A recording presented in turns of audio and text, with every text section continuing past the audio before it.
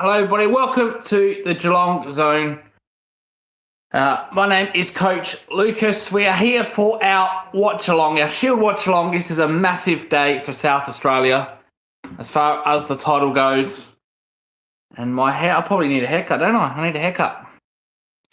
The innings just got underway. The day's played. Queensland are 4 for 110. They only lead by 80. So this is a very important session for South Australia to take wickets. We'll assume this will be the last day.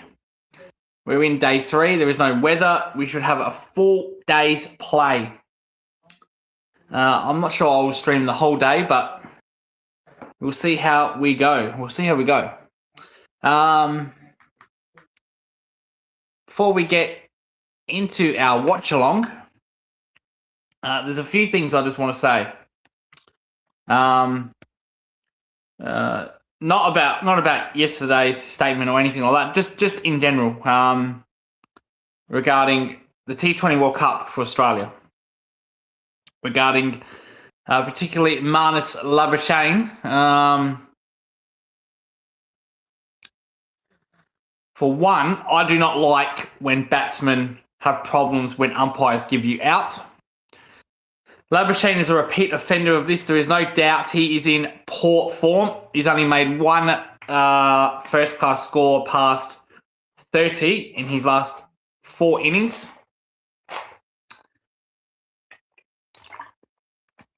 There was an incident yesterday with Alex Carey where he wasn't happy. There is no review system in Sheffield Shield. You just have to go back how it was, and that was like how it was for 100 years. That's just bad luck. So if the umpire gets you out, you may get a bad one. But with Marnus Labuschagne, he always seems to get bad decisions because every time he gets out, he complains. And it's not good enough. It's really not good enough. The umpires have a tough job. I get bad decisions too. When I played State Premier League, there are times where I didn't even appeal. I just ran up to the keeper and said, yep, that's out. And the umpire said, what are you doing? So we all get bad decisions. But when it comes to Marnus Labuschagne, he seems to get bad decisions all the time. It's not good enough. It's really not good enough attitude. You are a test player at the end of the day, you are a test player. And you're playing in a professional competition. Whether we like it or not, the Sheffield Shield is the premier competition of red ball cricket. And your negative reactions towards umpires, Marnus Labuschagne, is not good enough. And you just have to learn to accept decisions. I understand you're under pressure. You need runs. There are plenty of players making runs at number 3, and I get that. But, mate, your attitude stinks. It's not good enough. Regarding the T20, my statement on the T20 competition, I don't really care what Australia do with that. I do have a problem with certain players playing in that competition. I don't know what Cameron Green is doing playing in that competition. He should be back playing for WA in the Shield. It is not a good look. Another player that has been a bust for the last 5 years was a generational talent. That statement got backtracked to his technique is bad. By the same cricket legend, by the way, who said 5 years ago he's a generational talent. Now, 3 months ago, said he's got technique issues. So I don't know what he's doing playing that T20 crap. I have no problem with Australia losing every game. That format does not bother me. I don't care. But Cameron Green should not be playing that format. He should be finding his technique in the Shield for WA. That's what I have a problem with. I have a problem with Steve Smith not playing in the Shield. If you're not going to play Steve Smith for the T20 World Cup, why is Steve Smith not playing in the Shield? I understand Hazelwood Cummins not playing in the Shield. They're injured. They are injured. Stark has had a hell of a workload.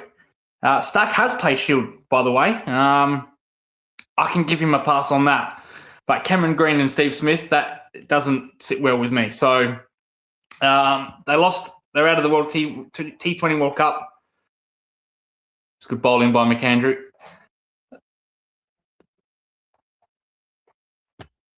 Oh, just missed. That was young McSweeney there. If he would have hit the stumps, Pearson would have been gone. He gave up on that single. That's the first opportunity the Redbacks have had, and they've missed it. And Pearson was done, cooked. But anyway, Marnus, sorry, I don't have a problem with Australia. Yeah, he gave up on that, Pearson. All he had to do was hit the stumps.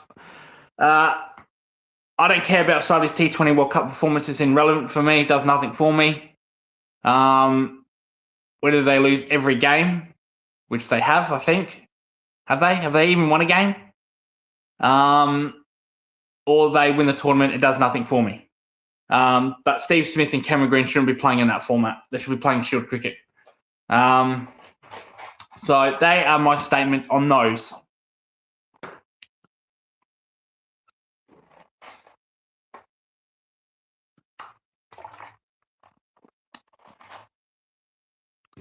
So to Marnus Labuschagne, stop complaining about every decision that goes against you.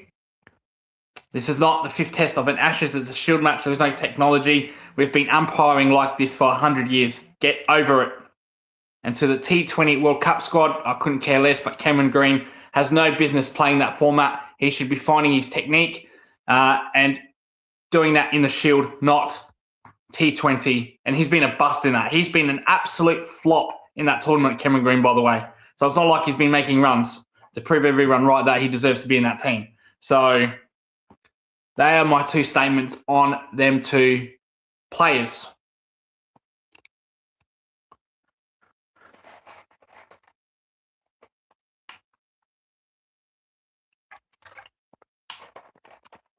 I haven't got my scoreboard. I have not got my scoreboard. Oh my God.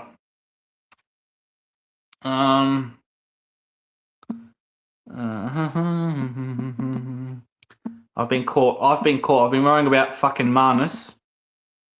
I've been worrying about fucking Green and all that, and I haven't got a scoreboard.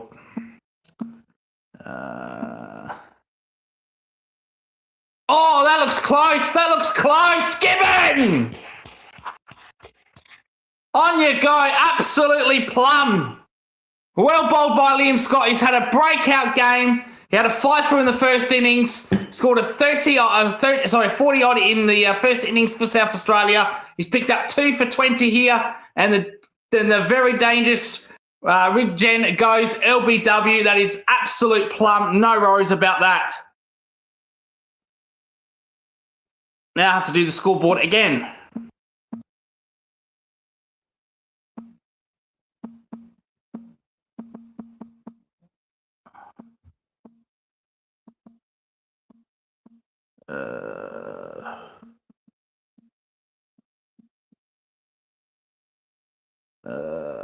No.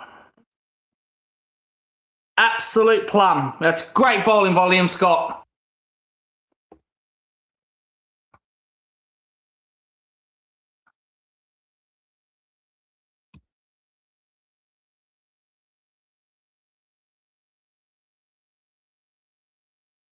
Seam bowling, pitched outside off, came back in. That is crushing middle stump. Is very good bowling. And the dangerous Michael Neser comes in.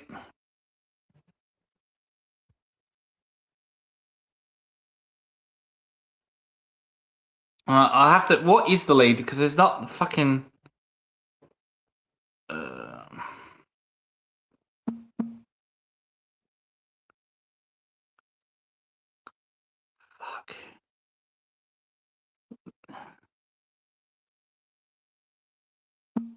$82. Okay.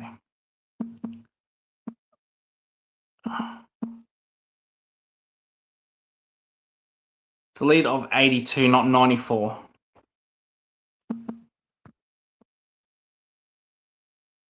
I wouldn't want to be chasing anything over 150 on this pitch. I think anything over 150, I'm going to be a little bit nervous. Because it's been a low-scoring test. So a low-scoring test. It's been a low-scoring Shield match. All game, low-scoring. So I would not want to be chasing 150.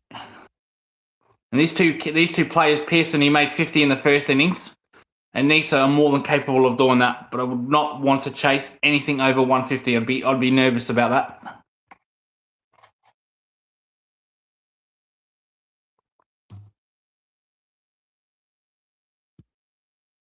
And Queensland, it's actually really, I know they're 5 down, but this is really it. They don't really have any more batting to come.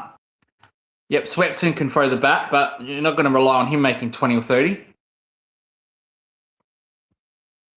It's goodbye, Scott. Keep that area in case if the ball does seem back in. Get another LBW.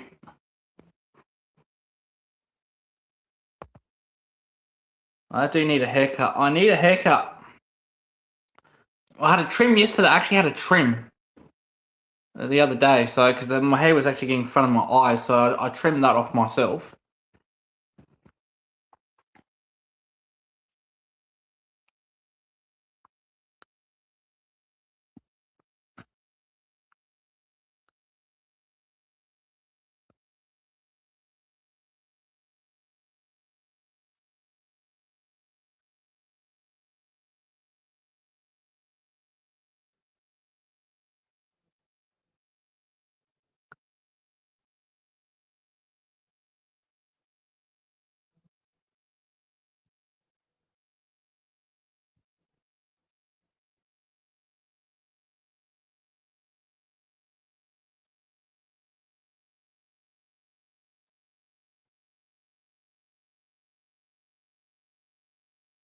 Oh, seam movement again.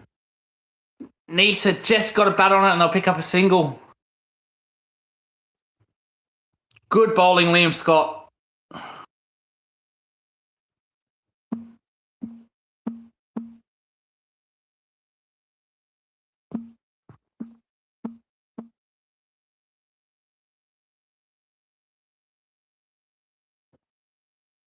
Just have a look at that building in Queensland. What is that building? And what there? That building on the roof had trees growing on that roof. That is incredible. I've never seen that. Never seen that. I got a question here. Sarav2 says, "Hey man, I know it's a little bit off topic. Full support to you. Keep going. Which great targets. Thank you so much. I really do appreciate that, mate." Nisa goes for a booming drive and beats the edge. No, thank you so much, Sarav. Really do appreciate it. Thank you so much. Anyone else has got questions for me regarding Shield, regarding AFL, regarding anything that's related to sport?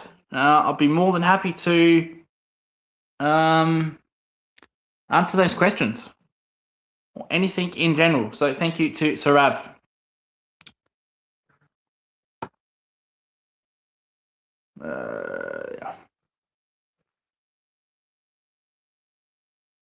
Oh, short and wide for McAndrew, and Nisa leaves that alone. I'm surprised he left that. I'm surprised he didn't. How about England's condition in this T20 World Cup?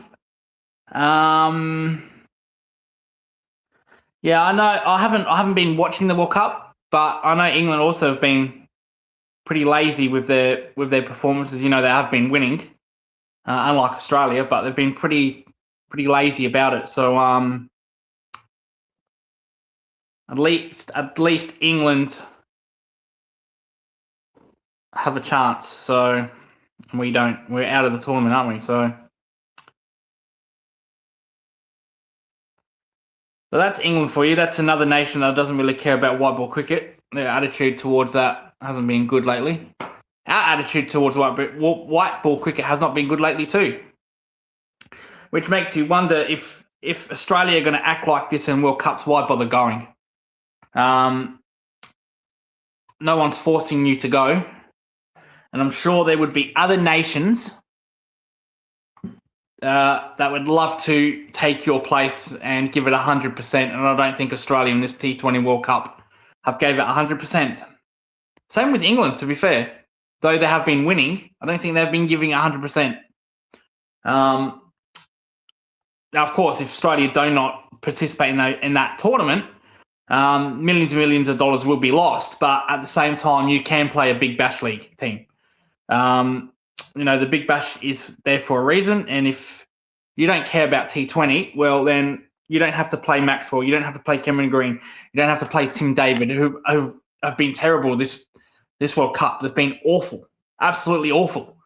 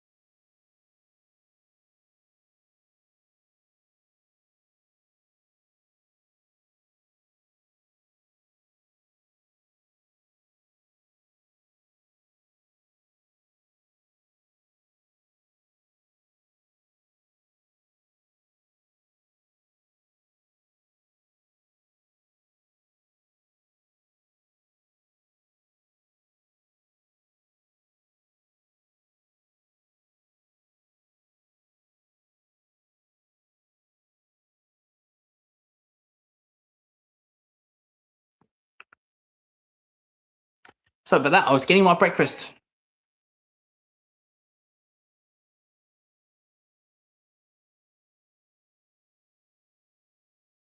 So about that, I was just getting my breakfast. Just stay with me. Hang on a sec.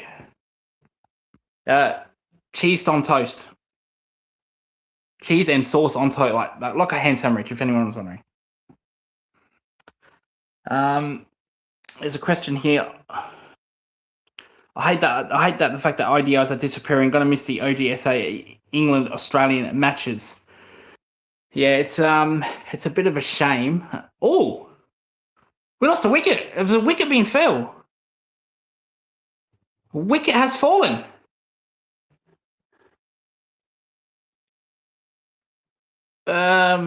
Nisa. I'm gonna have to rewind this because I was getting my breakfast. I've got no idea what happened. McAndrew was the wicket taker. Let's see here. I've got the ability of a replay. So I was just getting my breakfast. I was getting my ham and cheese sandwich or toasty. Oh, okay. So Nisa plays a big drive and edges it to Kerry. Okay. So I missed that. I've bloody missed that. I hate the fact that ODIs are disappearing. Yeah, well,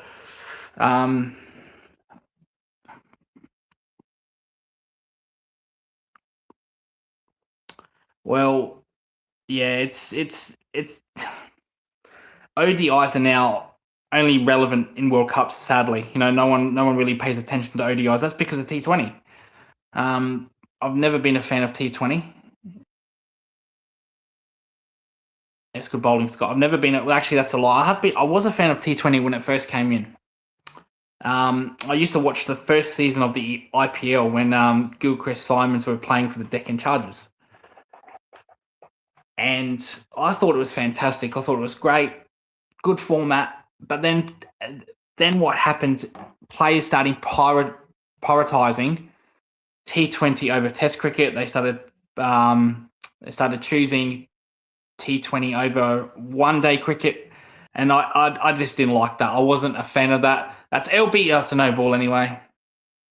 Probably a bit high. And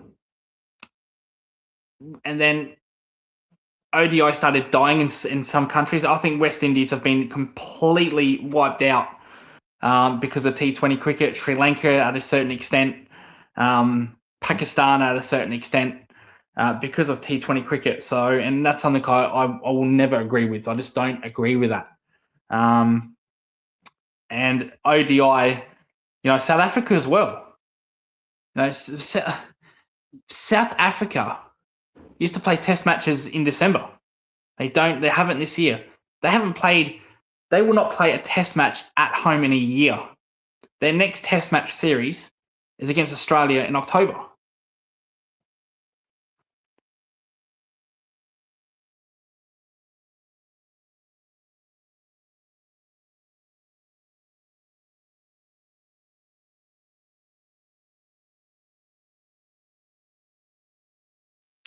So it's good bowling by Scott. So T20 has killed all these formats for these nations, and really, the only ones that don't really care about T20 seem to be England and Australia. But at the same time, why are you participating in these tournaments if you don't care? You know, Australia could have played a Big Bash team. They could have played a Big Bash team. Some good bowlers in the Big Bash, some good batsmen in the Big Bash. But they're playing players that don't care. Maxwell, his attitude stinks this tournament. Tim David, Cameron Green, stink. It's not good enough. If you're going to be in the tournament, at least give a damn about it. No one's forcing you to do this. Play a Big Bash team. I'm sure those Big Bash players would do everything in their power to make sure Australia win a game. And I don't think the heart is in this team at this moment because they don't care. Like Maxwell had a poor Big Bash. Maxwell had an absolute poor Big Bash, and he's had a poor T20 World Cup.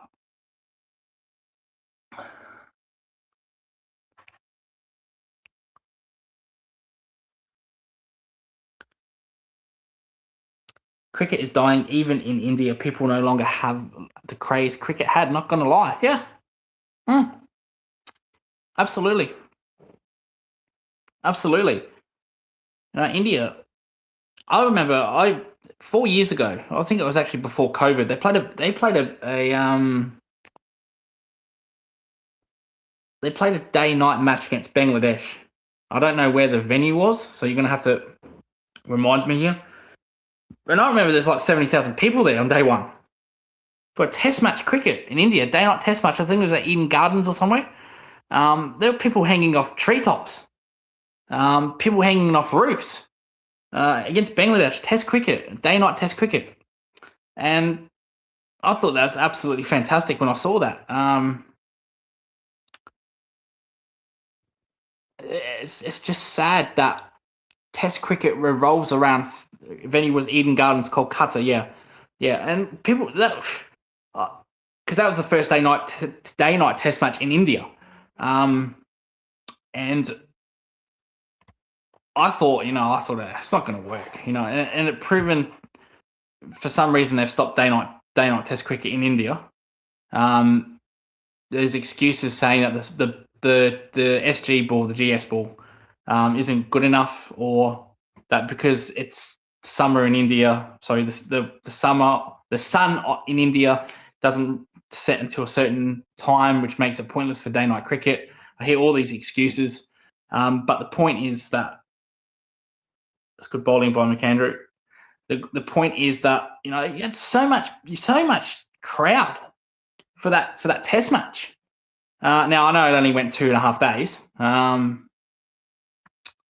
but that was incredible. That was really, really incredible. But it's my point is it's really sad now that Test cricket is evolving out. Well bowled, and McAndrew that took off the sack, actually kissed the surface and took off, and McSweeney took a very nice catch there. And well, I said that this will be the last day. This might be the last session. But the point is that it's sad that Test cricket now evolves around 3 nations, which is England, India, Australia. And what I've noticed that when it comes to 5 Test series, it's only England, India, and Australia that are playing those, and they're playing each other. And they seem to be playing each other a lot. I remember the Ashes, it was supposed to be 3 and 4 years. Now it's 2 and 3. With India, it used to be 3 and 4 years. So 3 years away, 4 years at home. Now it's 2 and 3. Well, it's not even 2 and 3. It's now 2 and 2. Australia played India last year, like the series before the Ashes, the summer before the Ashes. Now they're going to play them again next year in India. Same with England. So the same nations are playing 5 Test cricket. So 5 match Test cricket, which is England, Australia, and India. And it's really sad. It's really, really sad. And you see all these other nations like West Indies, South Africa versus Sri Lanka versus Australia. They're all playing 2 Test series. India and South Africa is supposed to be a big series. And every time India go to South Africa, it's only 2 Test series. And I remember Ravi Strassi has came out in that series. This was a few years ago, during COVID. Came out and said, it's a waste of time. A 2 Test series is a waste of time. But it's really, really sad that Test cricket is now evolving around 3 nations: England, India, Australia. And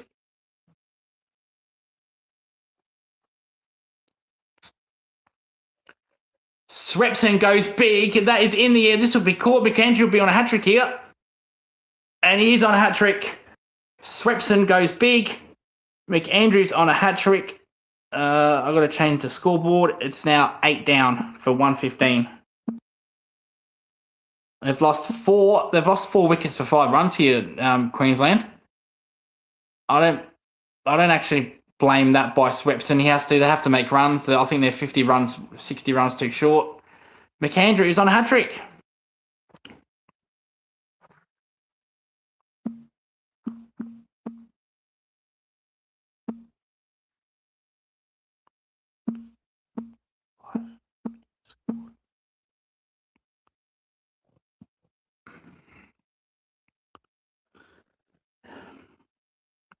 You need spectators to promote Test cricket in other countries. People simply no longer have time and interest to watch Test cricket, in my opinion. Yeah, especially outside India, Australia, and England. And I'm going to make this point here. I'm a fan of the World Test Championship, but I think the format is garbage. I think it's completely wrong. I don't like the venue, the final being held in the same venue or the same country. I think that's wrong. I don't like how we've just had a 5 Test series against England, but a 2 Test series is worth the same amount of points as a 5 Test series. I don't like that. That's just rubbish for me. McAndrew's on a hat-trick here. We'll just stop for this. Poor ball. Come on, man. You're on a hat-trick. You got to at least make him play. I know it was full and wide. It was there to invite striker to play a shot, but come on, he's on a hat-trick, man. He's never going to play that. He doesn't want to get out on a hat-trick. Come on, man. Got to do better than that. Got to make him play. So yeah, people, I just don't like the format, the way it's executed. I like the format. I just don't like the execution of the World Test Championship. I don't like how a 2 Test series can be the same points as a 5 Test series. Or see, that's a much better ball by McAndrew. That's the ball he should have bowled.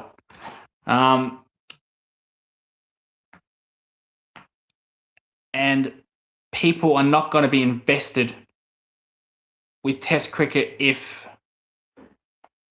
you keep changing things.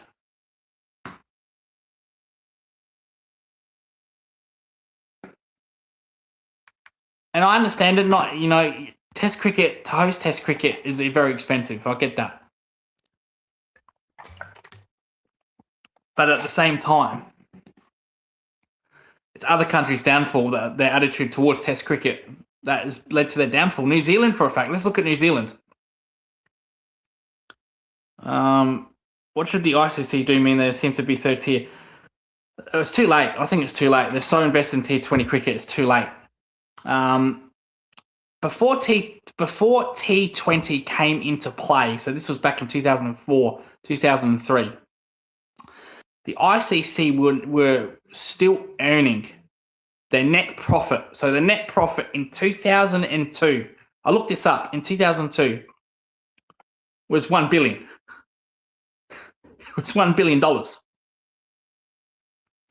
That was their net profit before T20. And yet they're earning $1 billion every year. But it wasn't like before T20 came into play.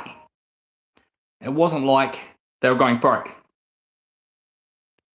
Now they think if we remove T20, we're going to go broke, which they probably would. Because if you remove now everybody's so invested in T20 World Cups, T20, the Champions League's now T20. Asia Cup is T20. Sorry, the Asia Cup is now T20. So you're cutting formats because you're so obsessed with T20. You think people are going to stop watching, and you've gone on the point of no return. You know, if you had a year, let's just say you had a year of Test cricket. So from January 1st, 2027 to January 1st, 2028, you had nothing but Test cricket. Nothing but Test cricket.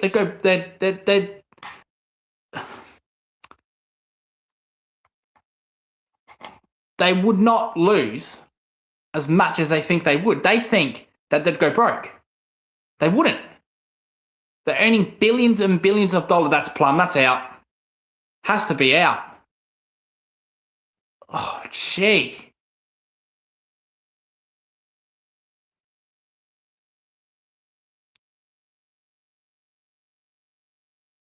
Oh, that seamed in from off stump. And I see the bowler just gets off. See, the bowler just gets on with it. Unlike Labuschagne, who protests and acts like an absolute imbecile. You know, just get on with it. That looked dead to me. If the ICC had just Test cricket for a year, they think they're going to go broke. They're not going to go broke. They're earning billions of dollars every year. Okay, they probably wouldn't get a profit, but they're so scared of thinking that they got to have T20 every single tournament that they're on the point of no return. So look at New Zealand. This is a good example of this. New Zealand have won one trophy in the last 20 years. Here's a question for you. What trophy did they win in the last 20 years? I want you to type in below. What trophy have they won in the last 20 years? And I'm going to prove a point here. If you're still watching, if you're still in the watch along.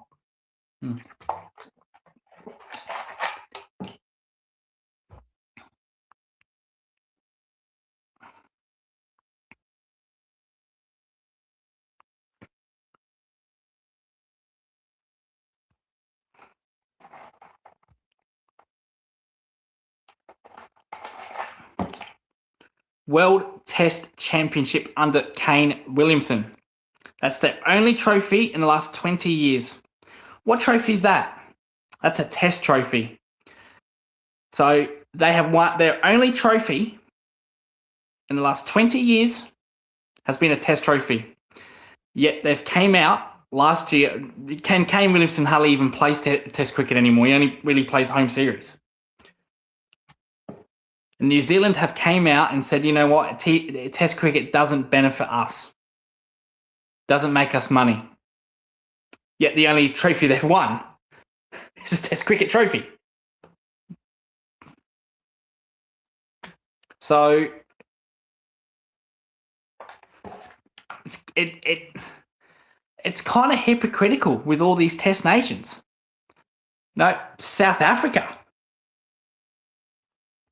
Their last trophy in the last five years, they have the chokers tag, or they're choking. What trophy did they win? Test trophy. Yet they don't play a single they don't play a single Test match at home until November in the Australian series.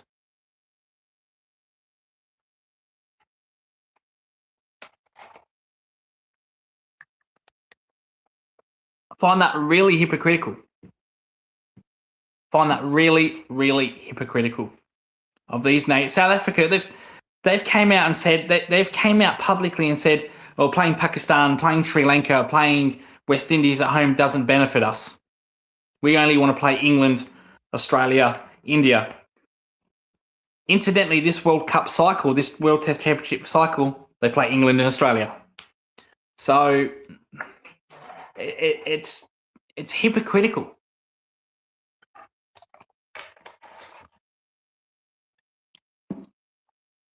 South Africa haven't won T20 trophies. Could be wrong. New Zealand haven't won T20 trophies. Again, it could be wrong. Well, they haven't, because the last 20 years, they've only won a Test trophy. So they're prioritising T20 cricket, yet they're not winning T20 World Cups. I find that very hypocritical. Who knows? They might win it this year. Who knows? But I find it extremely hypocritical of these nations saying we don't want to play Test cricket anymore. It doesn't benefit us.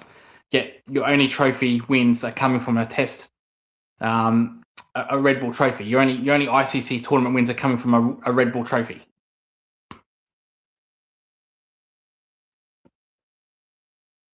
So you're prioritizing success over money.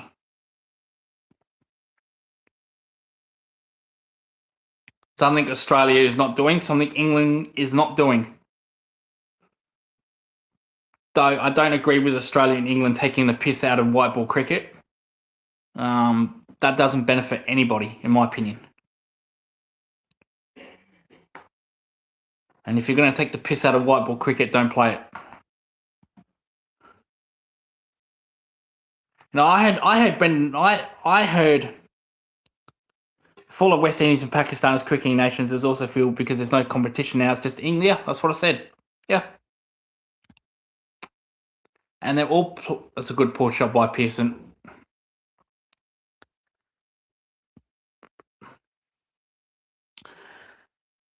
And I don't want an Ashes every year, with all due respect to the Ashes. I don't want to play India every year.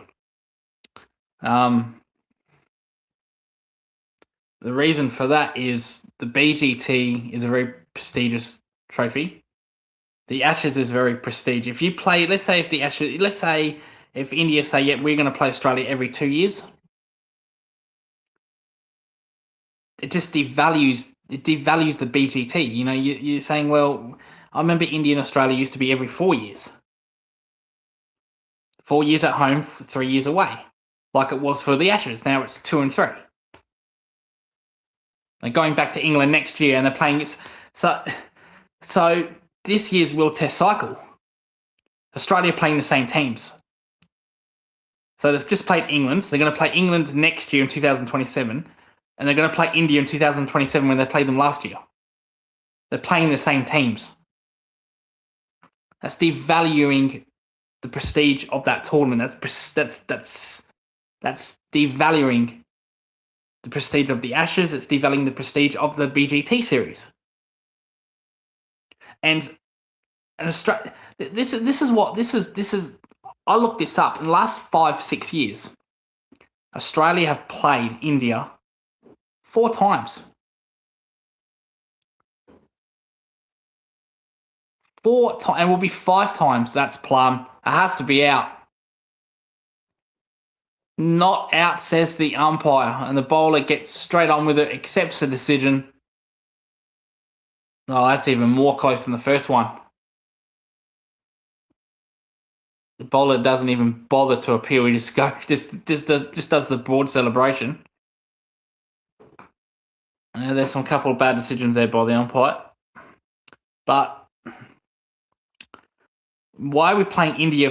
We're playing India 6 times in 6 years. Why?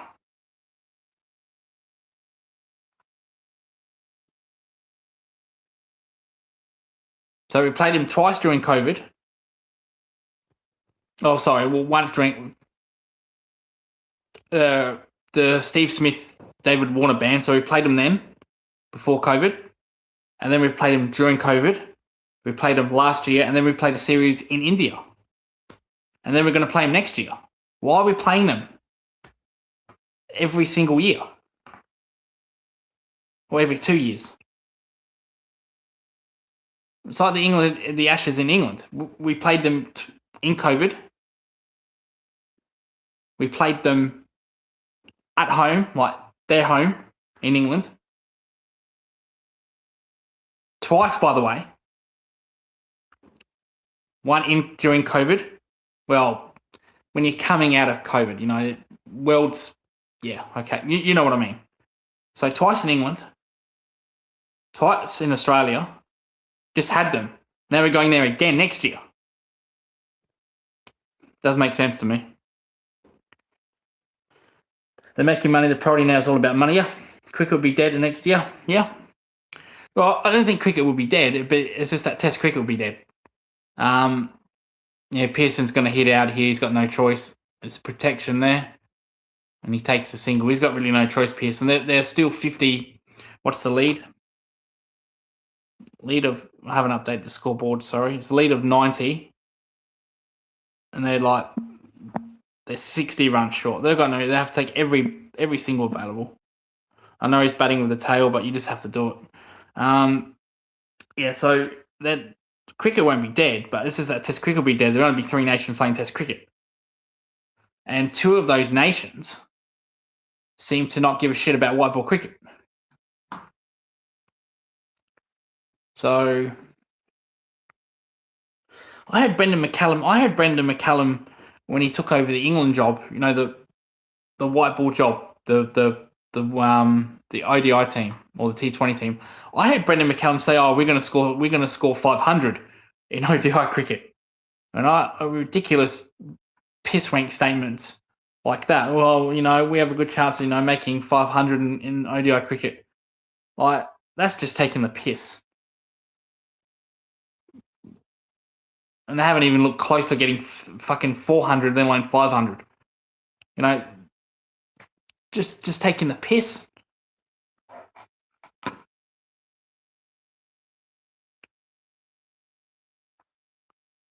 Australia are no better at that either.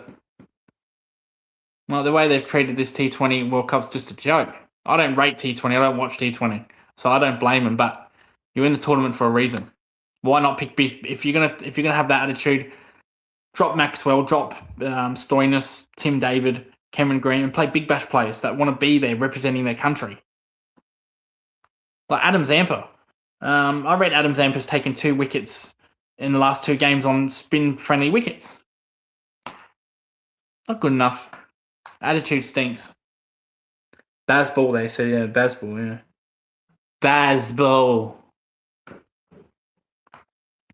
Same Bazball where they probably should have. England didn't play a bad Ashes. This is their tactics are fucking stupid. Let's be honest, they should have really won the first test. They were all over Australia in the first test. That second innings they played, that was pathetic. They battered themselves out of that game. Australia had no right winning that first test match. Oh, look, boys, we've got Australia by the horns. Instead of playing not cautious cricket, but traditional cricket, let's be ultra aggressive. Let's just attack everything outside off stump. And that second innings, they were disgraceful. It cost them the match.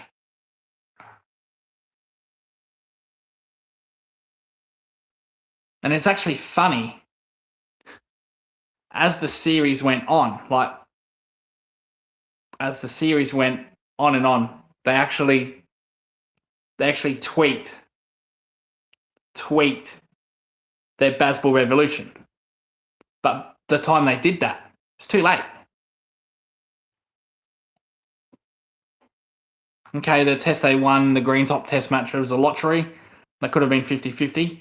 But in that game, when it was a Green Top, you didn't see them play. I thought, when I saw this pitch, I thought England are gonna get absolutely rolled here for 50. They're gonna blast everything they can, and they'll get rolled for 50, and we'll make only probably 150, but it'll be enough to win. And they played cautiously, which is they should have done in the second innings of the first test match. So it really should have been 3-2. They should have won that test match. And we're going to baseball everything, you know? The problem is, they didn't even win that series in England anyway. They tried to baseball everything in England, and they didn't even win that series.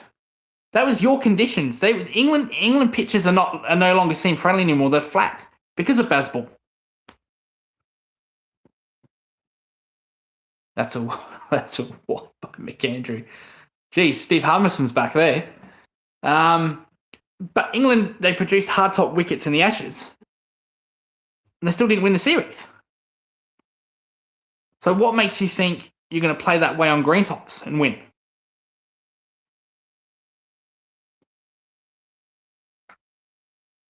And for the Ashes, next year, you're not going to see these green top pitches. They're going to produce hard, flat wickets. They should win that series because Australia will be in transition mode. They should actually. This is an early prediction from me. The early Coach Lucas prediction. I reckon England might win 4-1. I reckon they would win 4-1. I don't think Hazelwood would be there. I don't think Cummins will be there. I don't know what's going on with his back spasms. I don't know. That's not good at his age. He's getting back spasms and stress or potential stress fractures. Mitchell Stark's an unknown. Mitchell Stark the last 2 years has been absolutely unreal. He's gone past Cummins for me. I don't care what anybody says. So for him to step up in that Ashes series, yeah, Boland took 20 wickets. Nisa took 15 wickets. But for Stark to do that,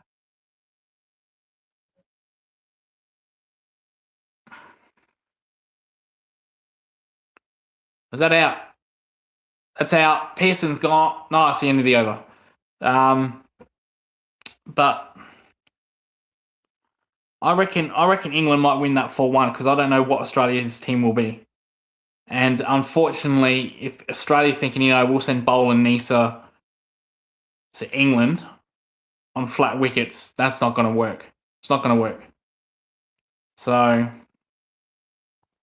if England don't win the Ashes back next year, well, they've got no hope. So that's if McCallum's actually still there, to be honest. Do you stream these regularly? The Shield games? Yeah, I do actually. Yeah. Not every day. Not like I'm only gonna do this session. But I try to do one a day. Try to do one like next week. There's a Shield game at Adelaide Oval. I'll be streaming every day. Probably not every session, but every day I'll try to stream. Yeah.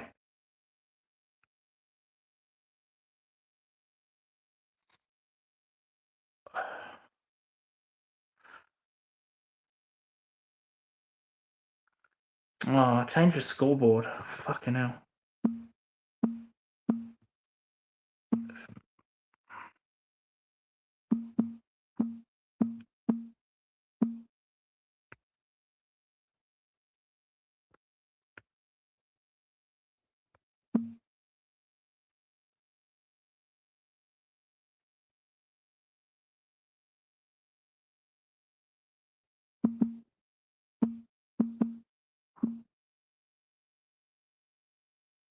For me, this is comfortable. I'm really comfortable with South Australia. We'll chase this. What I don't want is Pearson going ballistic and then scoring 50 runs to get that lead up to 150. That would make me a little bit nervous. And it has to be a win for South Australia. Queensland are sitting second. We're sitting fourth. Tasmania are third. New South Wales fifth.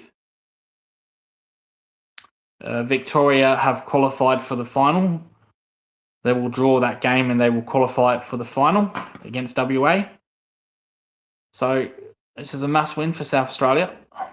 And this has been a good bowling statement. A good day.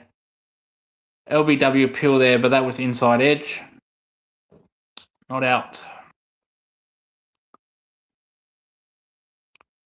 Usually I'd be going to these games at Adelaide Oval. I would possibly stream live at Adelaide Oval. But since moving away from the city, I can't do that, unfortunately. I streamed a couple of games last year at Adelaide Oval. I had my tripod and I was streaming at Adelaide Oval watching a Shield game.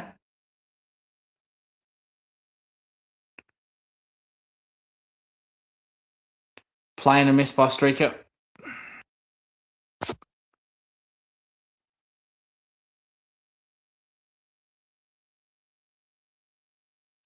Only thing that pisses me off with playing Shield cricket at Adelaide Oval is the price.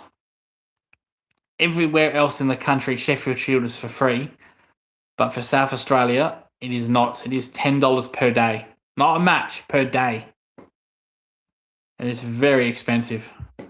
If you go 4 days, that's $40. And it's very expensive compared to free everywhere else in the country.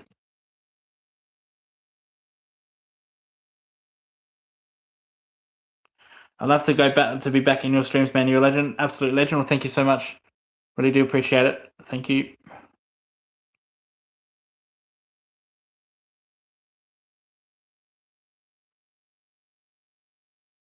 Not every stream will be cricket though, because the AFL season is coming soon. So not every stream will be cricket, but I'll tell you what I'll do. You can subscribe to this, but if you want only cricket content, come back at the end of the day. So the end of the stream, which will be probably about half an hour. By the way, I'm Indian, so I just hate the freaking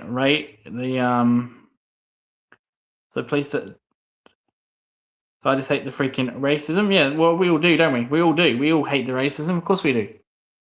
Nothing wrong with that. Nothing wrong hating that. Football, AFL. So I'm not a cricket. No. I'm not talking about soccer. I'm talking about the Australian Football League. Hence why this name is the Geelong Zone. But I'll tell you what, Suraf. I'll tell you what. At the end of this stream, which will be half an hour, I'm going to put a link into my cricket channel. Don't subscribe to this channel. Subscribe to the one I'll post in. I post videos. I've also got another person that helps me do these cricket videos. So subscribe to those videos. And he's also Indian, so I'll work with another Indian guy doing these videos. So don't subscribe to here. Subscribe to the other channel. I will put the link in the description below after the stream. So follow that that channel. I do watch-alongs. That is out. It's 9 down, and it looks like Pearson is going to be stranded here.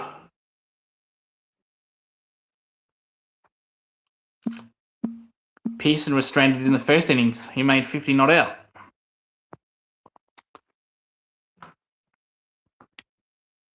Oh, it was Pearson. It was Pearson that got out. I thought it was Straker. My apologies. It went to chase a wide ball. He had to make runs, and he nicked it to the slips. So, end is coming. Okay, good luck with the exams, mate. Have a nice day.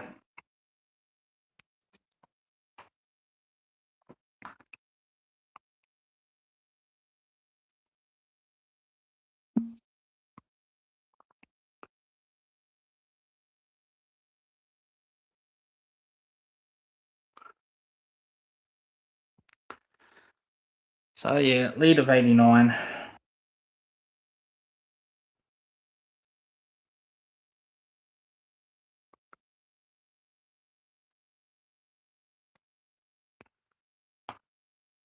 I was only wanting to do one session, but I might do the run chase. I might as well. The problem is I don't want to head into the lunch break and wait 40 minutes off camera. So We'll see. We'll see.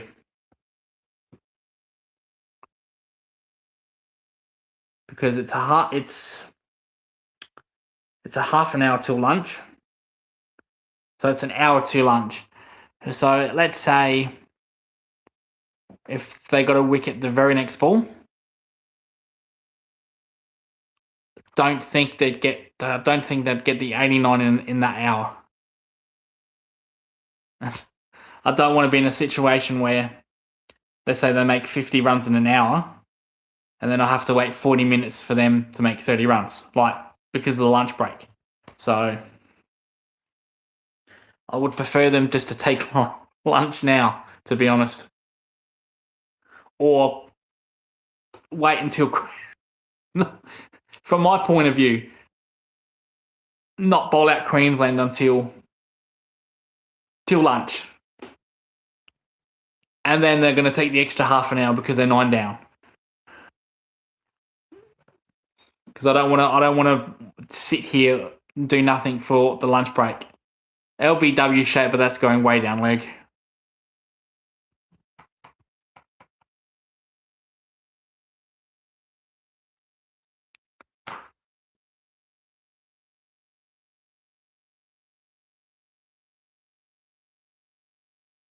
Rain. Wouldn't mind raining right now. There's no chance of that happening because it is bright sunshine. 30 degrees. It's a lovely day today in Brisbane. So yeah, I think this will.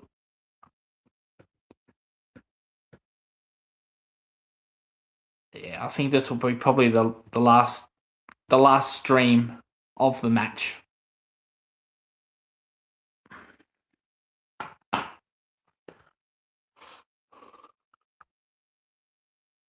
Unless Queensland can, like I said, can bat until 12:30, and then I can end this stream and then come back and get another one. But if they fall now, and then South Australia have 90 to chase, and then they make 30 or 40 in an hour, I don't really want to wait 40 minutes through the lunch break. And they do take a wicket. They're all out. So,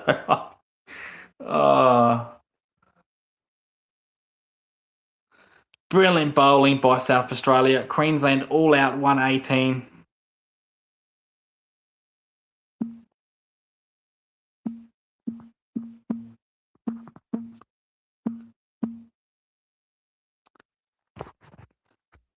Take lunch now. Take lunch now.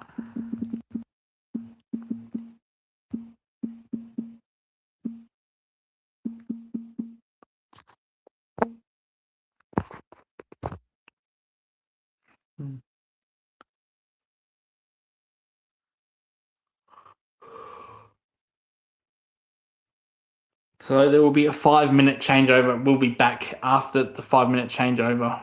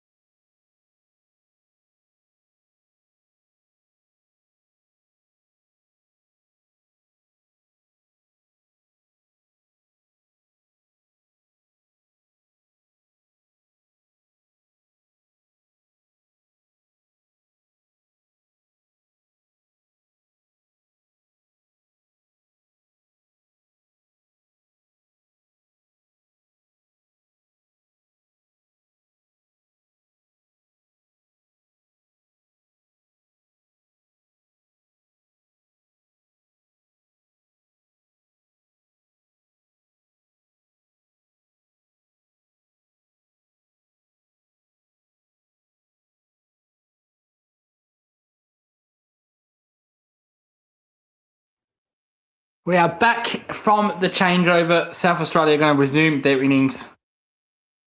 And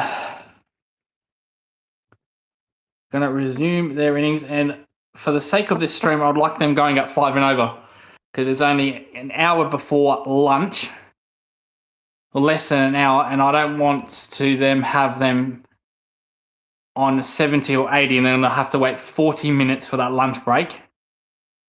It's just not worth it. So if they can go up 5 and over, that would be nice. So, and that is a good start by Henry Hunt. That's 4. That's exactly what I want.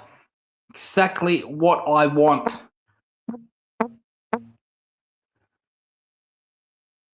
Oh, we have a question. We have a question. Do we like SHL? Of course we do. I thought anything over 150 would be tricky. So I think Queensland are 50, 60 runs short in my opinion. I'm comfortable with this. I think it's 80-20. 80. If it had a WinViz predictor, I'd say 80% South Australia, 20% Queensland. There is no chance of a draw because it is bright sunshine all day today and they're only chasing 90. No chance of rain. So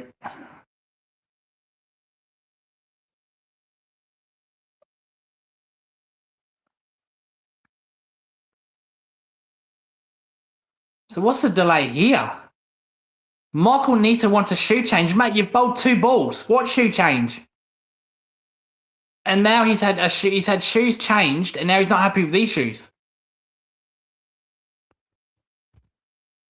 Get on and bowl, mate.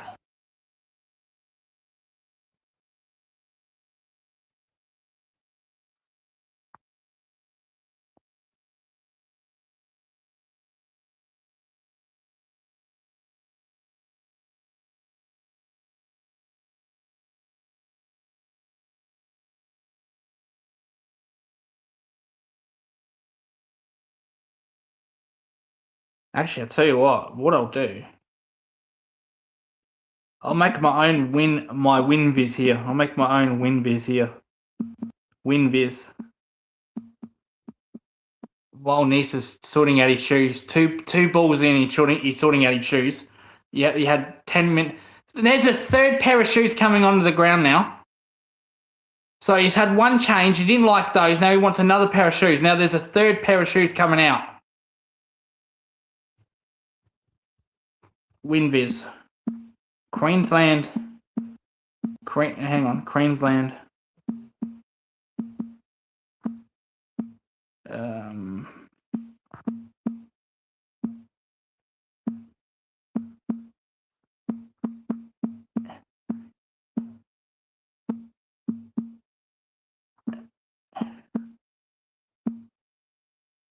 There we go. How about that? That's much better. There you go. That's the chances. That is not official. That's not an official WinViz. That's my WinViz. So Neser comes in. Oh, look at that. That is 4. None for 8. And exactly what? Well, slowing up. Nah, it's none for 8. So you know what? That's now going to go to 85% now. I'm going to go to 85. And now I'm going to go Queensland 15.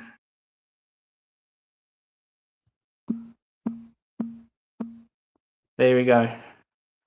None for 8. 2 boundaries. So Neser fucking around with his shoes has worked out well. 4.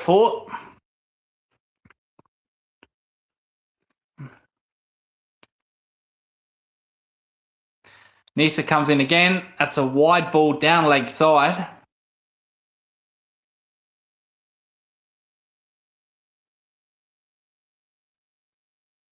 How long have we got before? So yeah, less than an hour.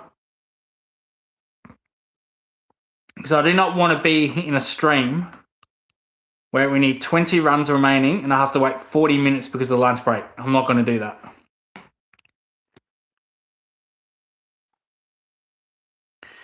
And like I said, StreamYard, there is a time limit amount of how many videos you can go live.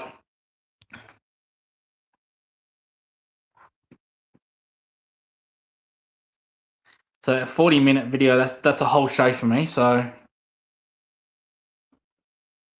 A dot ball. So 8 off the over. Oh, no, there's one ball to come. My win there.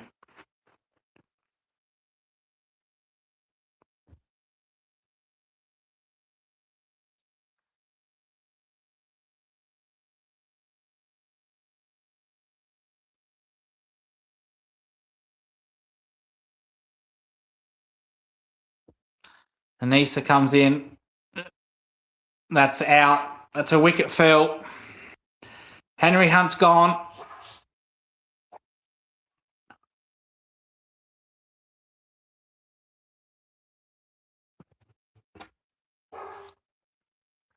Not out. What has happened there? They're all confident it's an edge to second slip. They've all claimed it. What has happened there? Umpire has said not out. The umpire said that ball has bounced. Well, Queensland are not happy with this, but you've got to accept the decision. I know Marnus was filthy when he got out, and he's even more filthy. I'm sorry, mate. You just have to accept the decision. So it remains none for 8. That was a clear-cut edge to second slip. Let's see the replay here.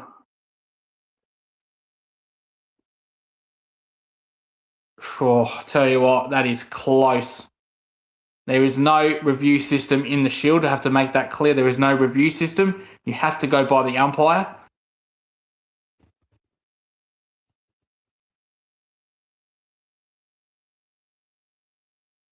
Oh, that's so close.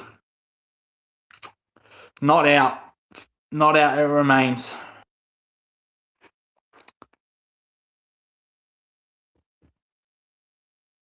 I think Henry Hunt's got away with that, in my opinion. Usually it's benefit out to the fielder, usually.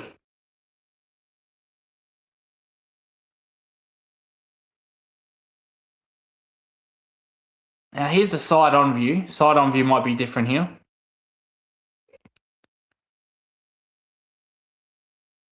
No. It's 50-50. I think technically the right call has been made, but usually it goes to the fielder, the benefit of the fielder. So it's tough. It's very tough, and it's blurry as well because it's a shield. It's a shield stream. It's blurry, so you can't tell. And if the umpire is not sure, then you have to go not out. But usually they just go with the fielder's opinion. But yeah, probably a little bit done there. A little bit lucky there, Henry Hunt, in my opinion. But I can understand why it was given not out. He's not had a good day. He's not had a good match, Labuschagne. He's really not had a good match. He's been whining and complaining. I made a video on that earlier when I started the watch along. He's got to stop that. And, you know, win viz will remain the same, none for 8.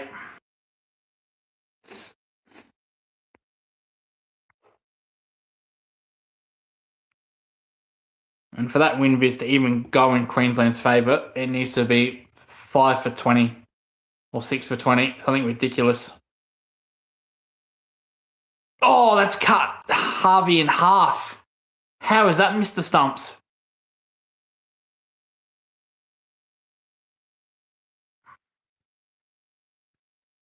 Squared up completely. Good bowling.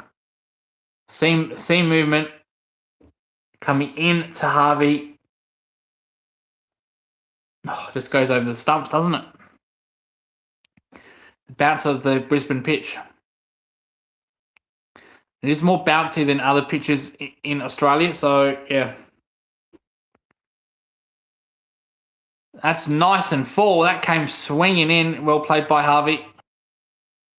And that's a maiden over, none for 8. Win viz will stay the same. The coach's win viz. It's official. Well, it's not official, but it's official for me.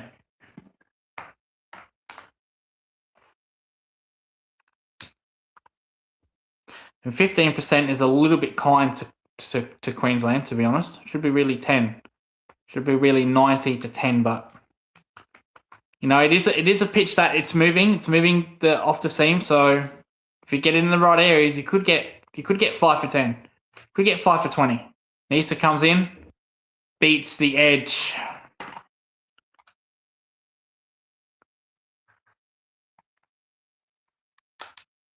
With South Australia's batting over the years, I'm not prepared to have them 90% or 95.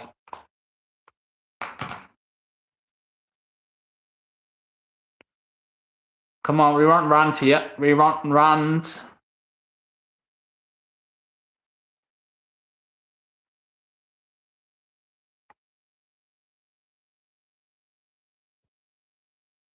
Left alone.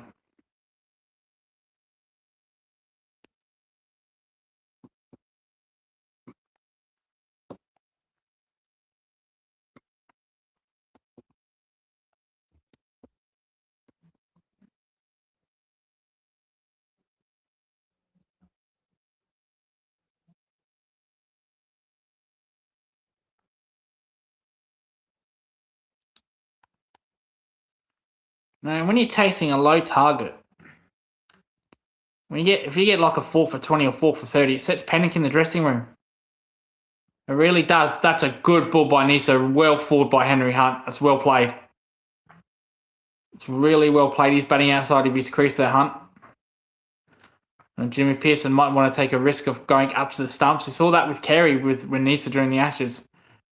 I don't think Pearson is as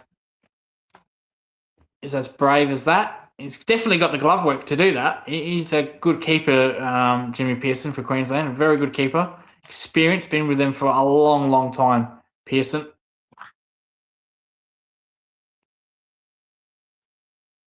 He's a good area again. Well forward by. He's batting out of his crease. Henry tried to negate that seam. So if I'm Pearson, I'm probably coming up to the stumps. They're only chasing 90. So when the ball is moving around, got to take advantage of that. It's hard going up to a spinner, let alone a seamer. But I think you got to make that choice.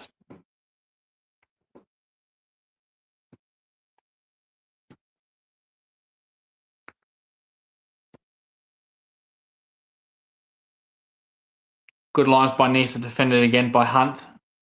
Trapped on his crease there a little bit for an LBW. Well, the length that Nisa is bowling, if there's an LBW, would be absolutely out.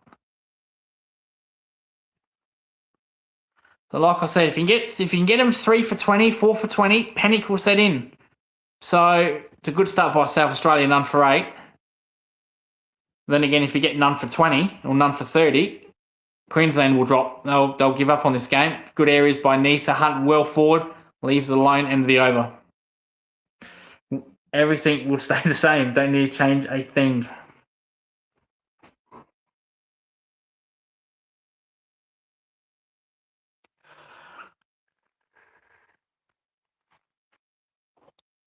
Decent crowd in.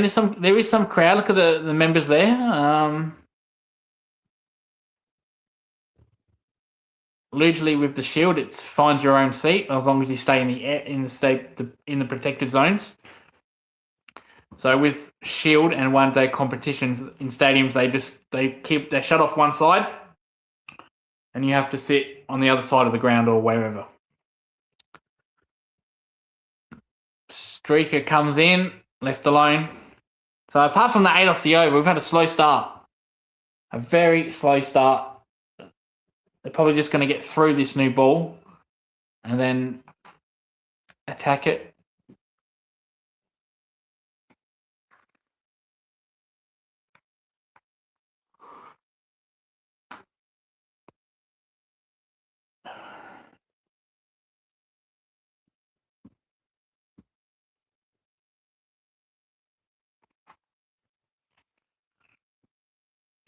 Straka. That's a good full ball and well played by Mackenzie Harvey. And that is rolling to the right chord. of the boundary. None for 12. None for 12. WinViz goes down and goes up for South Australia, down for Queensland.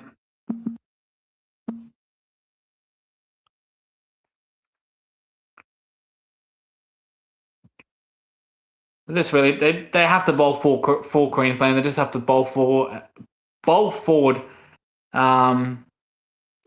length, and hope it does something off the seam. Short ball. Oh, defended. I thought he was going to play at that. Good start. Very good start by by South Australia. Like I said, I think Queensland are 60, 70 runs short. They may get 4 wickets, Queensland, but it's not going to be enough, I don't think.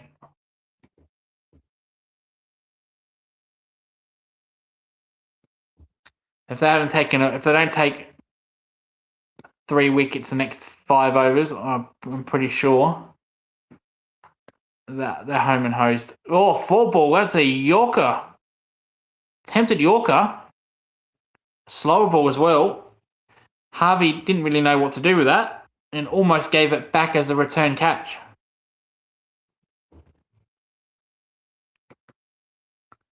It's good bowling by Stratka.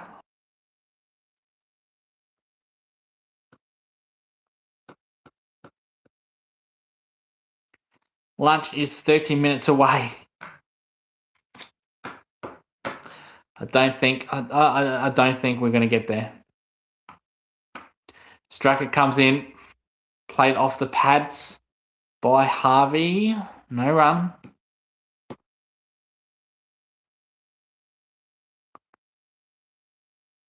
So safe to say this will be the last stream of the day.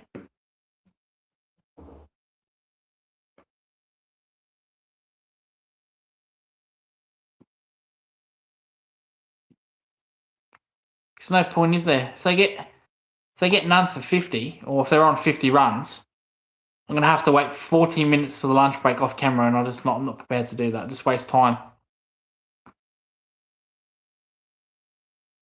Stracker, 4 ball, almost edged to the keeper.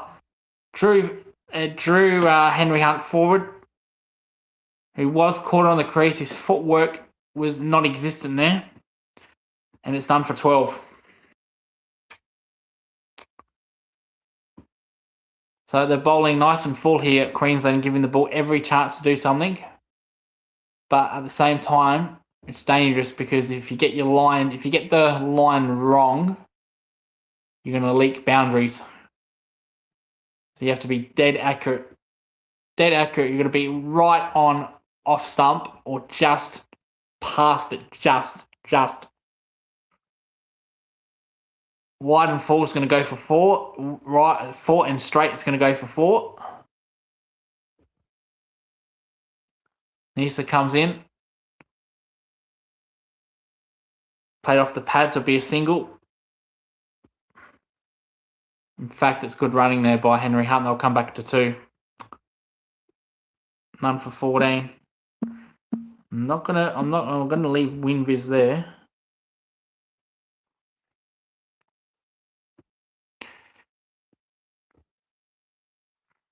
Like I said, Hunt's a strange one here. Hunt could make 40 not out of you. He either makes a big score, he makes a low score. There's no 20s or 30s. Oh, good swing by Pearson. Very good swing. Left alone by Hunt. Yeah, like I said, they really need 3-4 wickets in the next 5 overs if there's any chance.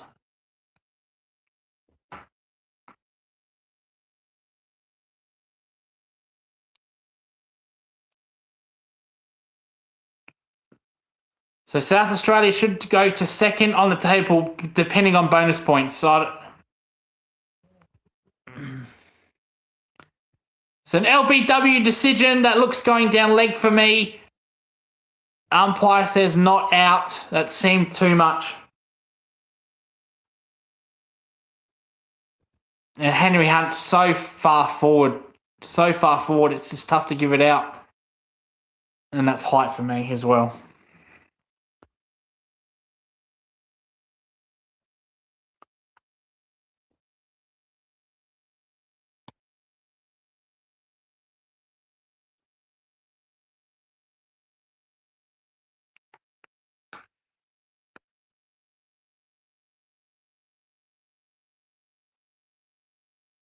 Good full ball by Nisa. They'll take a single. None for 15.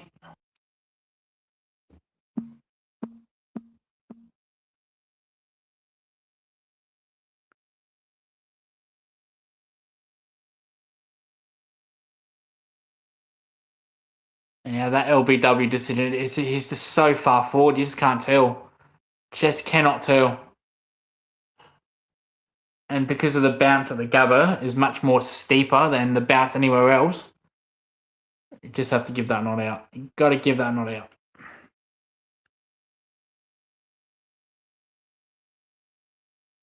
Harvey leaves that alone.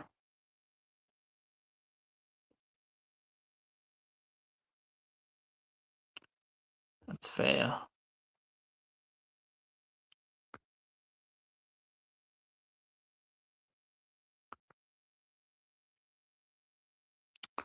AFL news, I think there's a practice game today as well. I'm not sure who's playing that, but I think there's going to be a practice game every day now. One today, there's one tomorrow. On KO as well. Nisa, really good lines. 3 off the over.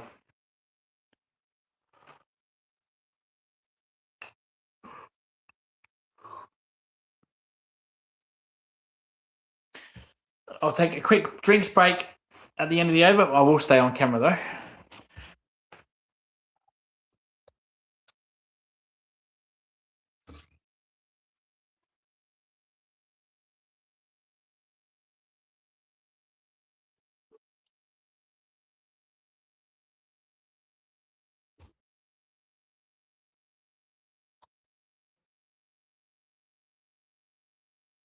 Oh.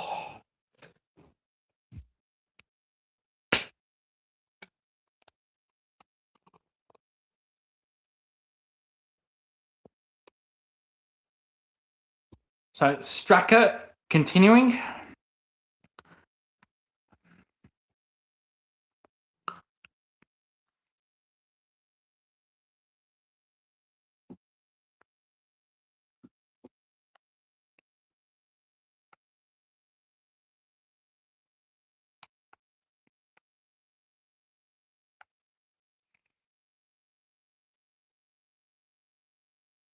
Oh, 4 ball. That's so out if Hunt misses that.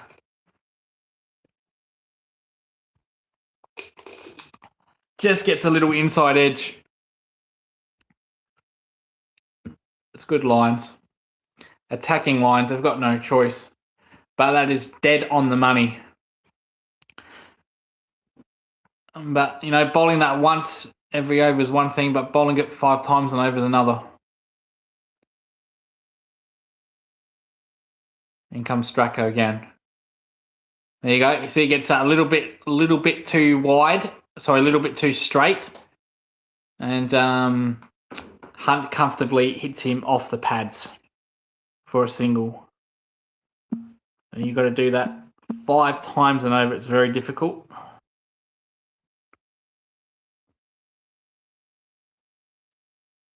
It's difficult doing that 3 times and over, let alone 5.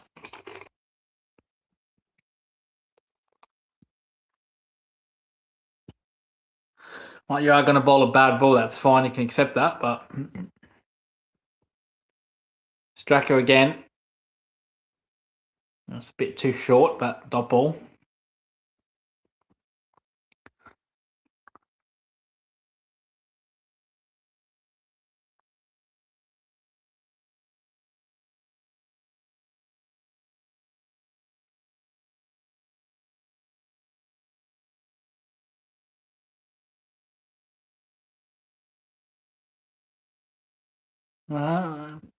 See, if StreamYard allowed a box score, I've got the scoreboard here, but if they allowed a box, I could put the batsman's name in, but they don't let you do that. Harvey attacks the ball, leading edge, but there's no fielder there. And it'll run away for a couple. We'll take 2. So none for 18. I'm going to move that win viz up. That's going up now. None for 18. All right, so we've got Queensland 9%. South Australia 91.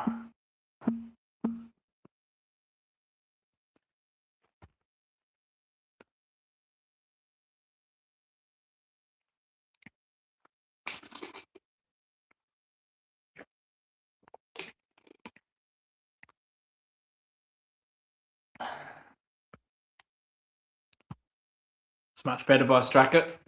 See, there you go. He hasn't bowled a bat over, but he's just, the lines he's bowling, he has to bowl attacking line, so he has to pitch the ball up fuller than probably what he would normally do.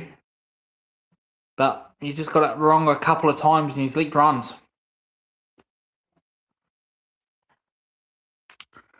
"20 minutes before tea." They're going to be like none for 30 here.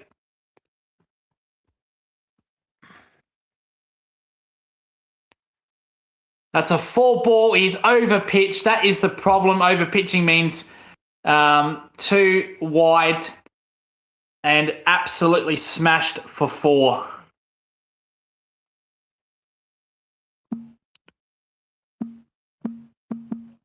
The win-whiz goes down to 8% and 92% for South Australia. So, yeah, just over-pitching there. Just bowling that a little bit too full. Almost like a half volley. So, and all Harvey needed to do was move his foot and play the drive.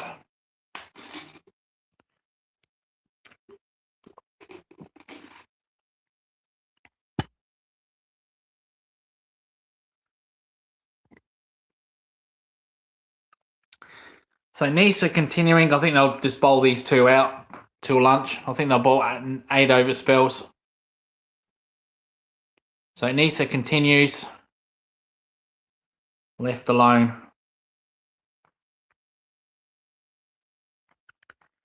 WinBiz 8%, Queensland 92%, South Australia. I'm probably being a little bit kind to Queensland as well because South Australia have a horrible reputation of having a collapse. It's like a car made from Germany. They have horrible, reliable issues compared to a Japanese car.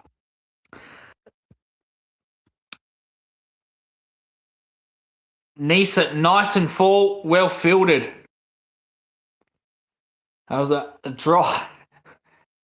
Nothing against German cars or European cars per se, but they have terrible reputation for reliability. But then again, you might get good cars from the Euro countries, and you've had not a problem with them. You might have had horror stories with Japanese cars. But statistically, Mercedes, Volvo, BMW, Audi are the worst cars statistically by reputation and reliability.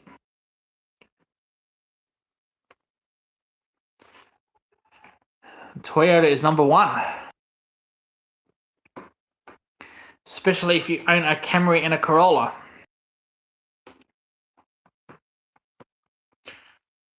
So, South Australians' reputation for reliability on their batting is not good. Hence why I haven't got them 95 and 5%, which it really should be.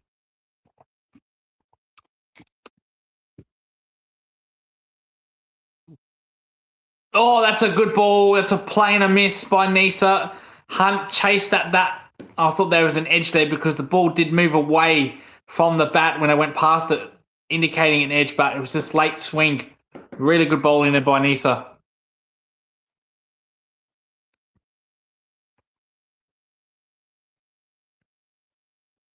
Geez, that would have been that's commentator curse there if that would have been. I just talked about reliability. Almost got a wicket there for South Australia. LBW shout. That is going down leg though. That is too straight. Hunt did miss that, but no chance of that. So that's the end of the over, I believe. No, it was still one more. Oh, sorry. I had my stuff from yesterday. That was the full line we discussed yesterday with Geelong's forward line. I don't need that. One ball to go on the over. Good over by Nisa. He's done everything but take the wicket.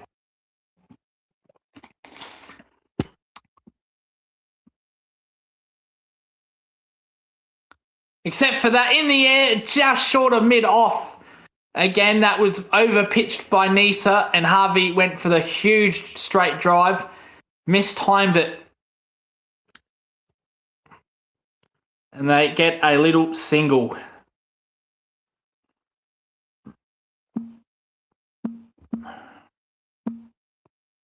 None for 23.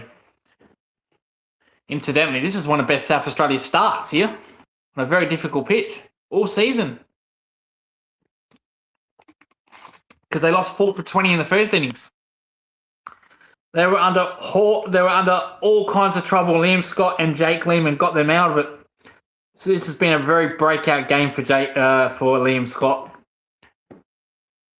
A very good game. Oh, it's needed as well because there's going to be a change here. Kerr's coming on for Straka. Kerr bowled nicely in the first innings for Queensland. Outside off stump, he's coming around the wicket.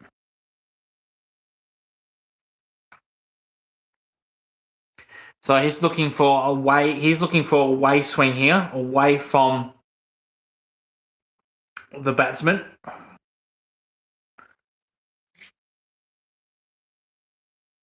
So if he bowls it a bit wide and the batsmen play a good drive and the ball swings, chance of getting the edge here.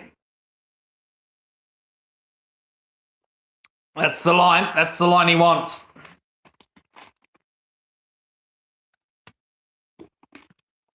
Well, it's nicely played there by Hunt. He just left it alone.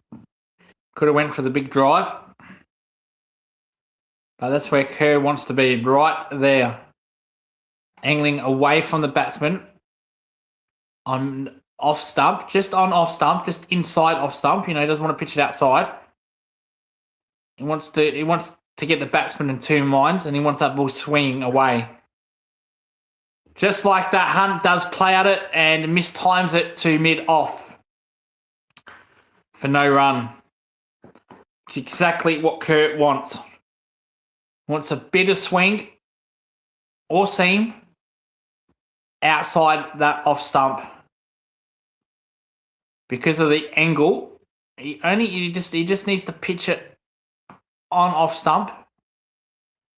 Because of the angle for the bowler, the batsman can just leave it. So he wants to cause two minds. He wants the batsman to be in two minds. That's a very close leave by Henry Hunt. And the bounce saving him there. That actually went over the wicket, that ball. Over the stumps. But the bounce means he could leave that alone. So that's where Kerr wants to be. He wants to be right there, making the batsman think about each ball, getting them in two minds. So it's a mental battle at the moment here.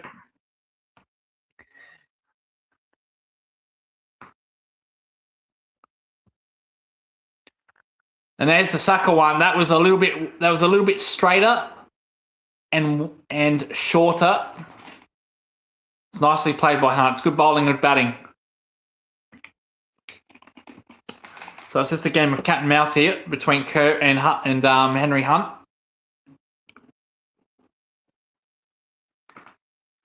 So you see those balls there. So they were off stump, and then a shorter one just to get Hunt to play at it. Kerr comes in again. That was more fuller, back to normal, well left. So that's a good over by Kerr there. That's what you call setting up a batsman. That's a perfect example of setting up a batsman. So he bowls around the wicket. He bowls that inside off stump line. Hunt can leave it because of the angle from the bowler, and that length he can leave it. But Kerr there was looking for a little bit of swing away. So if Hunt does play at it, it risks hitting an edge to the slips. He's not looking for an LBW. He's not looking for a bold. He's looking for an edge to the slips or keeper. And then he bowls that sucker ball to get Hunt playing a cut shot. Hunt was up to the task. He just left it alone.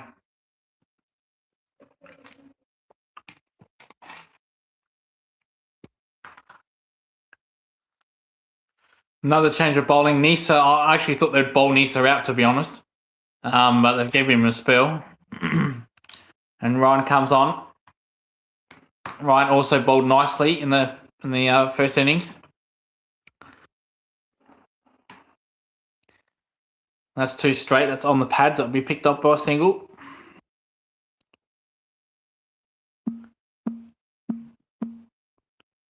None for 24. They're not quick bowlers. They're not quick. They're bowling probably 125 to 130. No, though Nisa can get up to 135. Look at that. Have a look at that. That is a beautiful shot of Brisbane there on the sky. Not a cloud in the sky. There is no chance of rain.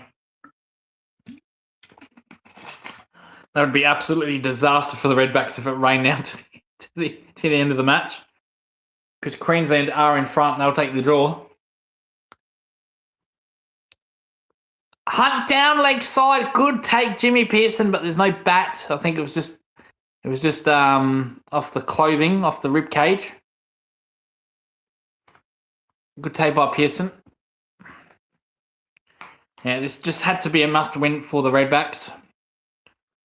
They will move to second on the table, and New South Wales are right with them as well. So they play New South Wales. Next week's match will decide who finishes second for me, because they play New South Wales at the Adelaide Oval.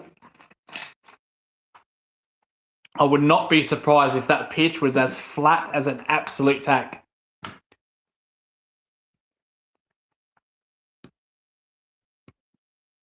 Actually, they actually can't do that, because if they... Now, I said South Australia go to second, but the bonus points, I'm not sure what's happening there. Because coming into this game, Queensland were 6 points ahead of South Australia. Now, a win is 6 points, but they include bonus points. Now, both teams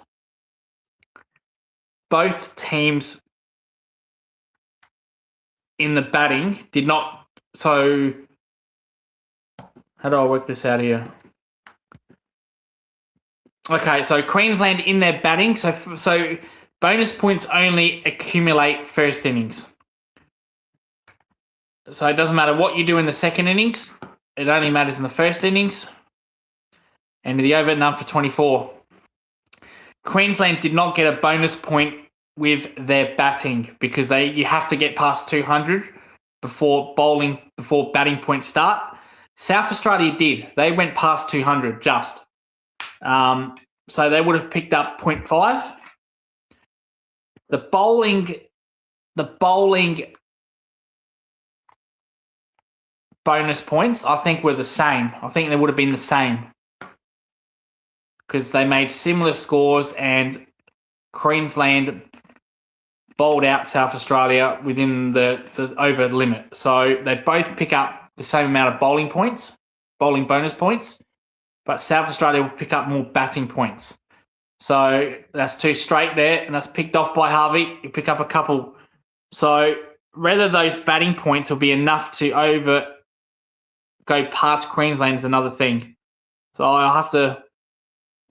That may not be true. So I said South Australia will go to second. They may not go to second. Still might be Queensland. And with New South Wales winning, New South Wales haven't won, but it looks like they're going to win against Tasmania. That's actually a must-win too for South Australia. They can't afford to draw that, because if Queensland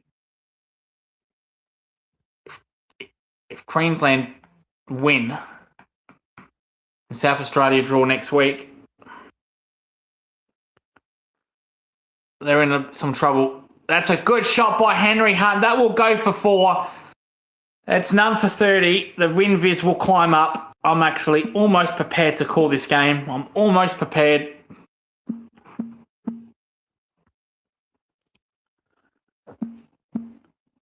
almost prepared.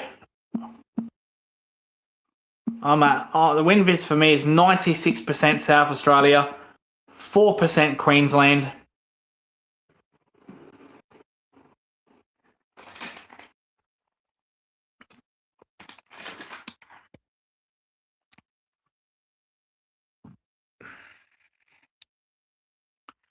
So Kurt is just a bit too full with these lines. Just a bit too full, over pitching. And I'm almost prepared to call this match. I reckon if they get to none to 50, I'm gonna say SA 100% here. They've won this game.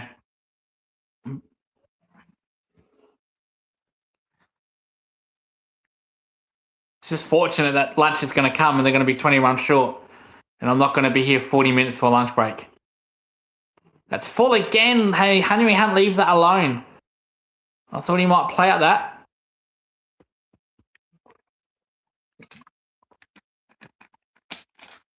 Because I don't want to be off camera for 40 minutes and then come back out and they chase 20 runs. So if they stay none out for 50 and it's lunch, I will just call the game. I'll call the game a South Australia win. And that will be end of the stream until next week. It's an LBW shout there, but pitched outside leg stump. You cannot be given out. And that was actually crushing in. That was going to hit the stumps. That was going to be absolute plumb, but you cannot be out when the ball pitches leg stump. Outside leg stump.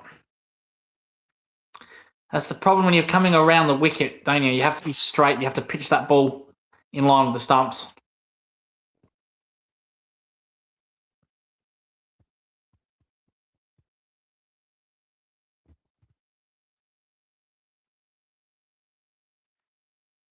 It's a 4-ball again played, though. He can't beat the fielder this time, Hunt.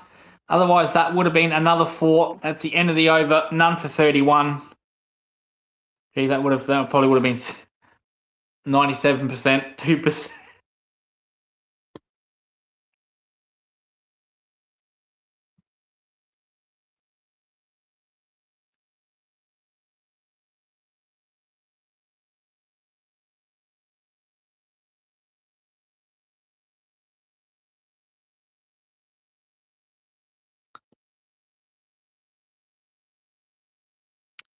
So Henry Hunt taking a drink, but you've got 20 minutes until the... In fact, you've got 10 minutes until the lunch break. I'm sure you can wait.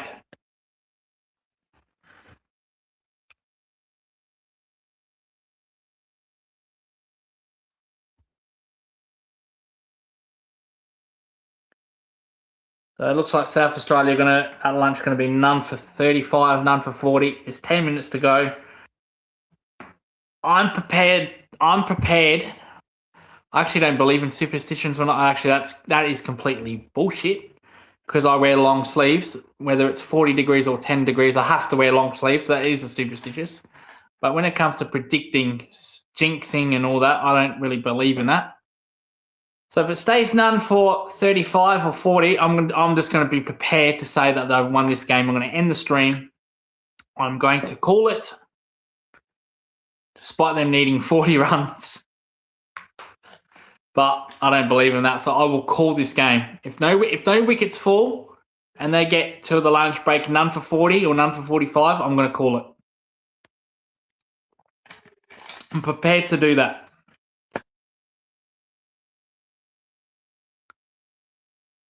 Oh, that's a beauty by Ryan. Made Harvey come forward to the ball, then swung away, seemed away from his bat. That's a good ball. It's a good ball.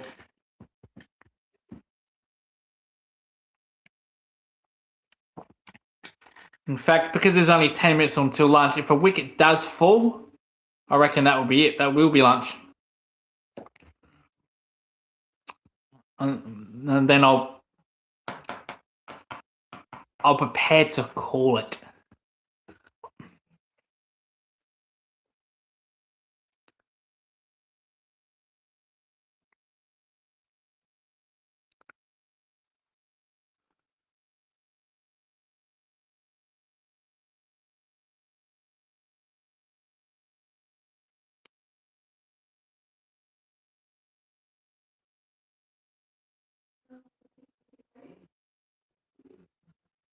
It's good work by good bowling by Ryan. Nice and tidy.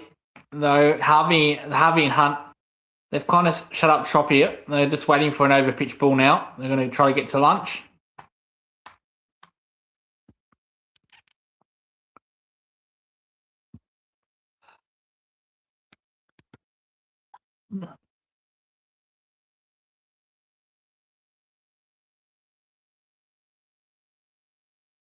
Left alone or defended.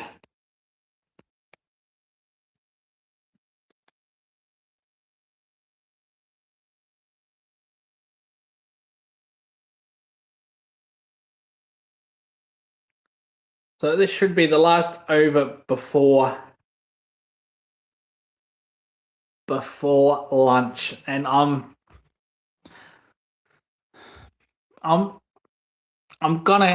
reckon I'm gonna call it. I'm gonna call it. I'm gonna end the stream. I'll wait till the end of the over. We'll see. We might get another one. We might get another one in, depending. You know, though Hunt's taking his absolute time here. We've got a bowling change. Nisa's back in the attack. No, I thought Nisa was gonna. He was standing there just like he was gonna come on, but no. Kerr's still there, and they get a little cheap little single here.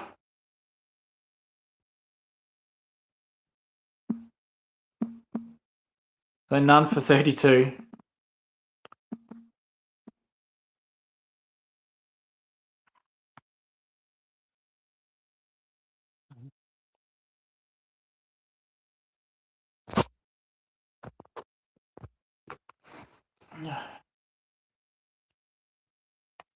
Oh, just can't beat the field at mid-on.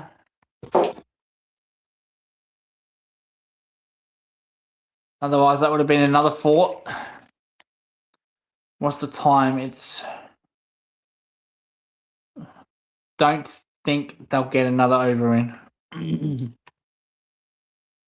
Now, they can take an extra half an hour. They can go another half an hour. If the umpires think the game will be over in the next half an hour, they can take it, but they're only none for 32. If they were like none for 80, they would probably take the extra half an hour.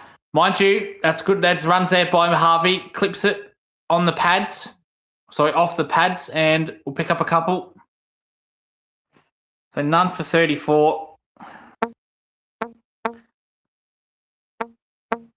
I've got WinViz at now 98%,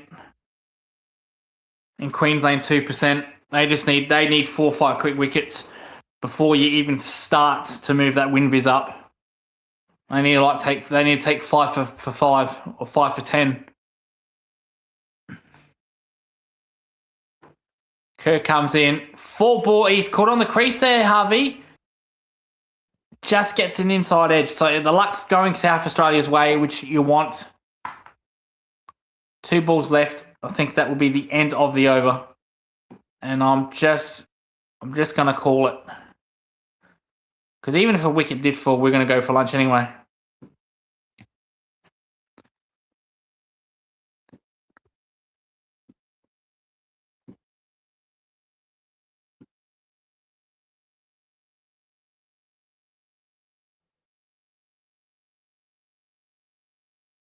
Oh, beats the edge again. There's so many plays and misses. It's probably about the 5th time that's happened. So they have all the luck, South Australia.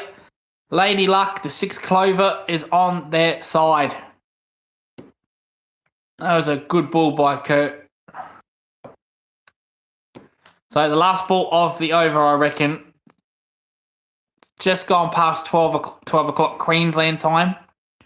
I reckon that will be the last over. Unless they are behind in their overs. I don't think they are. Edge and dropped. Wow, there you go. So luck is now completely on their side. They've got the clover. They've got everything. Lady Luck, the clover, the 6-star signs, or whatever you want to call that, whatever that superstition's called. So let's see this again. Genuine edge. Oh, no, well, in fact, it just dropped short. Just dropped short. My apologies there to Labuschagne. I was bagging him before this show started, I was actually bagging him. That will be lunch. That will be lunch, and I don't think I want to wait 40 minutes. I don't think I want to wait 40 minutes. I'm prepared to call this. I'm going to call this. I don't believe in that superstition. I have superstitions, but I don't believe in that. I'm going to say South Australia win. Or jinxing. It's called jinxing. I don't believe in that. South Australia win. I've called it. There we go. Look at that. South Australia win. At lunch, they are 0 for 34. They only need 91. Unless Queensland come out in the second session and take 5 for 10. I'm just going to call this South Australia win. They'll go to hopefully second. They will be on the same amount of points as Queensland, but bonus points, I'm not sure with that one. I'm not sure. So this has been another stream by the Geelong Zone. There will not be a cricket stream until next week. We'll do some more. We'll go back to traditional Geelong stuff. We've got some videos coming out.